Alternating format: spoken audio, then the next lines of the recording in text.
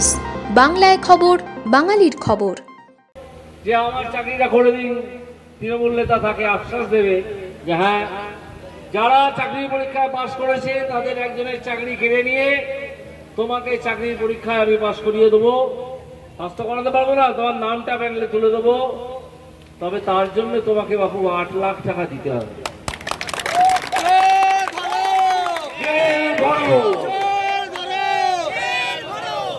তো প্রার্থী এই ধরনের 8 লাখ টাকা দিয়ে সে চাকরিটা কিনে নিল, আর যে আসল প্রার্থী সে চোখের জল নিয়ে রাস্তায় রাস্তায় ঘুরতে লাগলো।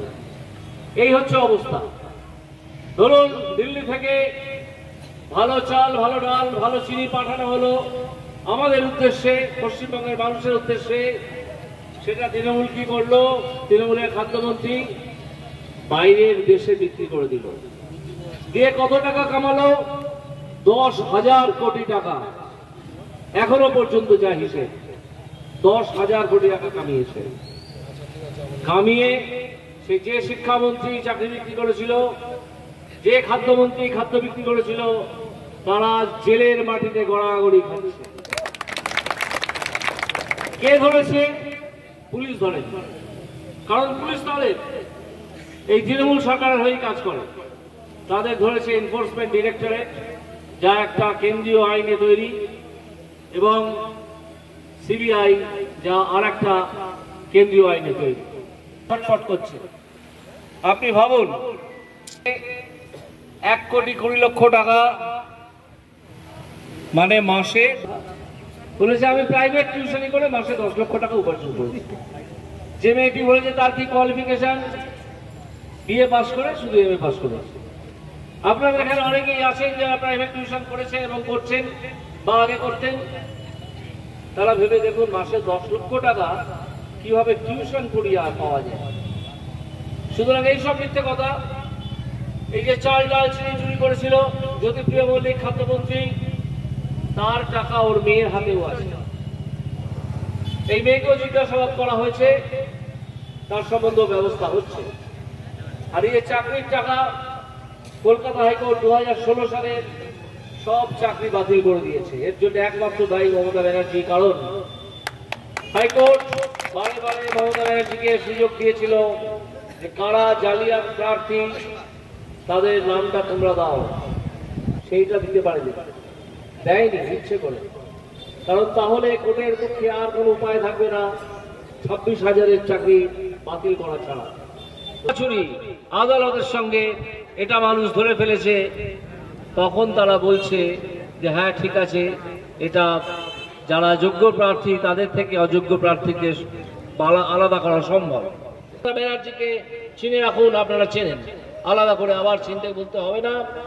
আপনাদের শুধু স্মরণ করিয়ে দেবো, শুধু মনে করিয়ে দেবো। আমাদের নিজেদেরকে অনেক কথা মনে করিয়ে দিতে হয় প্রতিদিন, নিজেরাই নিজেদেরকে মনে করিয়ে দিই।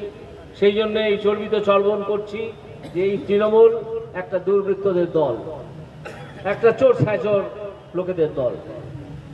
এদের শিক্ষামন্ত্রী যখন তার বান্ধবীর বাড়ি থেকে 48 কোটি টাকা পাওয়া গেল, তখন যখন তার বান্ধবীকে এনফোর্সমেন্ট ডাইরেক্টরেট বা ইডি জিজ্ঞেস করলো তার বান্ধবীকে যে এই টাকা এবং পাশাপাশি 15 কেজি সোনার গয়না, 15 গ্রাম নয়, 15 ভরি নয়, 15 কেজি সোনার গয়না পাওয়া গেল, তখন তার বান্ধবী অর্পিতা বললো এই টাকা আমার নয়, তো পার্থবাবু রেখে গেছেন, সোনা পার্থবাবু রেখে গেছেন।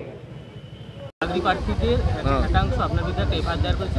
এফআইআর আবার দায়ের করে নাকি? অভিযোগ দায়ের করেছে, যেখানে মানে জামিন অযোগ্য ধারায় মামলা করা হয়েছে, যার মধ্যে তো তার মধ্যে 2টি ধারা দেওয়া হয়েছে, যে খুন করার চেষ্টা এবং মহিলাদের সম্মানহানির। আচ্ছা আচ্ছা, ঠিক আছে, হোক। মিথ্যে মামলা তো কতই হয়, হোক, দেখা যাবে। যারা এটা করছে তারা কতদিন বাঁচে সেটা দেখবো। এইসব মামলা মকদ্দমার হাত থেকে কতদিন মামলা মকদ্দমা থেকে বেঁচে থাকে আমি দেখতে যাবো। কি মনে করছেন এটা কিছু কোনো বসে। পাশাপাশি ময়নায় বাগদাতে আবারও উত্তেজনা, যেখানে তৃণমূলের লোকজন বাগদায় গিয়ে যখন পতাকা লাগাচ্ছিল এবং বিজেপি কর্মীদের ভয় দেখাচ্ছিল এবং সন্ত্রাস চালাতে পারে এমনটা অভিযোগ করছে বিজেপি, কি বলবেন? হ্যাঁ, তৃণমূল তারা সন্ত্রাসের চেষ্টা করছে কিন্তু পারছে না।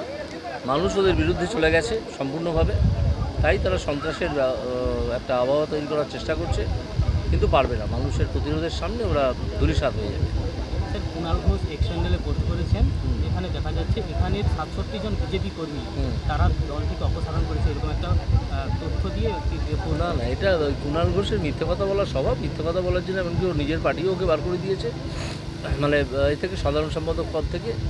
আর এটা বিজেপির ব্যাপারই না, এখানে বিজেপির কোনো কর্মী বেরিয়ে যাননি, এটা সম্পূর্ণ মিথ্যে কথা। এই নিয়ে আমাদের নেতা এই শুভেন্দু অধিকারী এর মধ্যেই একটা সাংবাদিক সম্মেলন করে বলেছেন।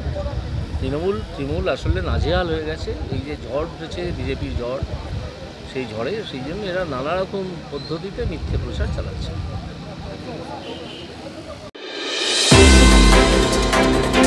আমাদের খবরগুলি নিয়মিত দেখতে চ্যানেলটি সাবস্ক্রাইব করুন এবং বেল আইকনটি ক্লিক করুন।